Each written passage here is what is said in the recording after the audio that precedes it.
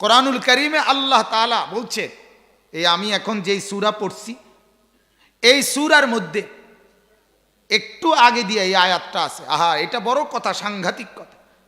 আল্লাহ বলেন, আমি যদি আমার কোনো বান্দার মধ্যে নেকির কল্যাণের মন মানসিকতা দেখি, তাহলেই আমি তার কানে আমার কথা শুনাই।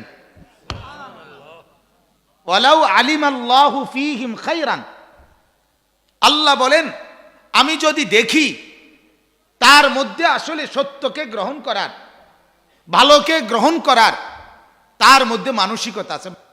ওয়ালাউ আলিমাল্লাহু ফীহিম খায়রান, আল্লাহ বলেন আমি যদি দেখি কারো মধ্যে সত্যকে গ্রহণ করার, কল্যাণকে গ্রহণ করার মতো তার ভিতরের বিবেক অনুভূতি আছে, লা আসমাআহুম, তাইলে আমি তাকে আমার কথা শোনাবো।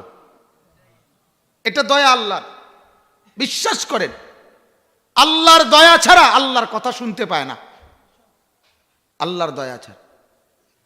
আমার শায়েখ আরিফ বিল্লাহ আল্লামা মুফতি মুশতাকুন নবী সাহেব বলে, হযরত বহুবার বলছে এই কথা, যে কসম, কেউ একবার আল্লাহ এই কথা বলার জন্য আল্লাহ আগে ইচ্ছে করে আমার এই বান্দা আমার নামটা নিক, তখন বান্দা আল্লাহর নাম নেয়।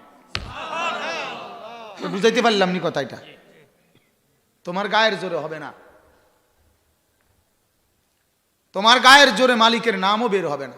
বহু নাফরমান পাত্তর দিয়ে বাইর হইল, তার জবান দিয়ে মালিকের নাম বাইর হয় না। খানা খায় ঠিকই, বহু বদনসিব মসজিদের সামনে দিয়ে হাইটা জায়গা, সেজদা তার কপালে জোটে না। বহু চা দোকানদার, তার চোখের সামনে মসজিদ, ঠিক মসজিদ বরাবর তার দোকান। এই ডাকাইতের দোকানে বইয়া মানুষে চা খাইয়া নামাজ পড়ে, ডাকাইতে নিজে সেজদা দেয় না। আছে না এমন? হ্যাঁ, এটা নসিব। আল্লাহ যাকে পছন্দ করে, ইচ্ছে করে, মালিক যাকে দয়া করে, তাকে আল্লাহর কথা শুনবার, বলবার, বুঝবার, মানবার তৌফিক দেয়। বিশ্বাস করেন, এটা অনেক বড় নিয়ামত।